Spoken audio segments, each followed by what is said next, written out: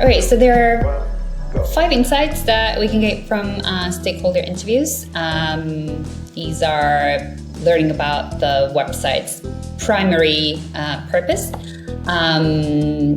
audience identification, so basically understanding who the audience is and what is it that they need to do, competitive landscape assessment, so understanding who the competitors are, and audience discovery channels, understanding basically how clients get to you, and just content relevance and prioritization. We can go through some of these, or all of these individually. I think that could be helpful. So let's start with website's primary purpose. So these type of interviews help us understand precisely what the website is meant to achieve, and the actions that we want visitors to take to support those business goals. So when we talk to stakeholders, we can learn if this website is meant to build trust and credibility, bring, brand awareness, or if it's meant to be like an informational website, resource hub, or what is it that we're trying to communicate here. But also, what kind of actions do we want visitors to take? So do we want them to sign up for a newsletter? Do we want them to give you a call at the very end? Do we want them to get in touch with someone on your team? So by defining what the ultimate goal is, we can also define what is the roadmap of different actions and information the user might be encountering along the way to reach that ultimate goal. Another thing that it can help us understand is basically who their audiences are. Stakeholder interviews can help us understand what that primary and secondary target audiences look like. So we can learn not only about their demographic, but also like what their pain points are, what their motivations are. It's very often when we're building the site, we have that end user, that client, customer in mind. But a lot of times, for example, and this happens with pretty much every company that we got to work with, they are also maybe interested in building a site that portrays them as a great employer.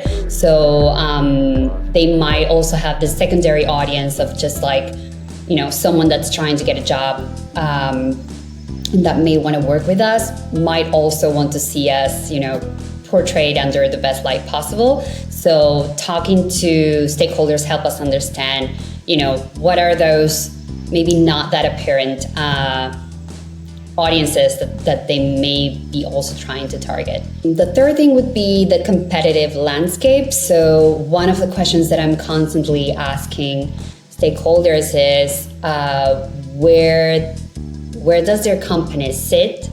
And what does that competitive landscape look like?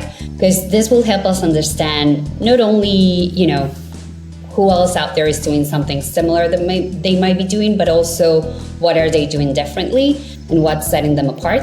So this is great to inform content, for example, so they can focus on creating a story where they can really highlight those strengths that the company might have, or make sure that they're basically just communicating what is it that our client is doing differently, and why anyone visiting the site should choose them. And last but not least, we got 2 more. We have the audience discovery channels. So we talked about like getting to know the audiences a little bit better. One of the things that's important is understanding how this potential visitor or prospect learns about our client. If it's through organic or proactive means, you could say. We work with a lot of VC clients, for example, and people are not usually just going on Google and typing, growth equity or VC. They usually meet someone in real life, and then that's part of a VC or part of a growth equity firm.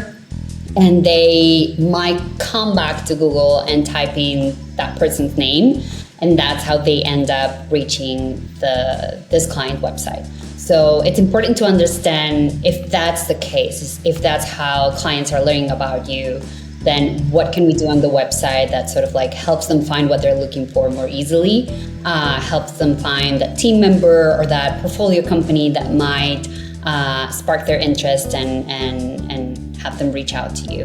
And last but not least, it's content relevance. So talking to stakeholders can help us provide some insights on like what is the audience seeking.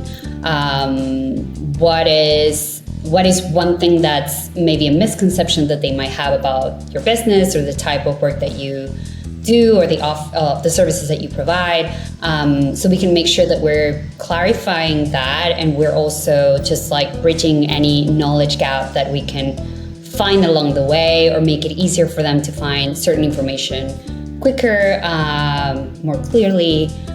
So definitely getting the chance to talk to stakeholders help us prioritize the type of information, make sure that we're using the right language, that we are making sure that people are going to be able to find something that's going to resonate with them.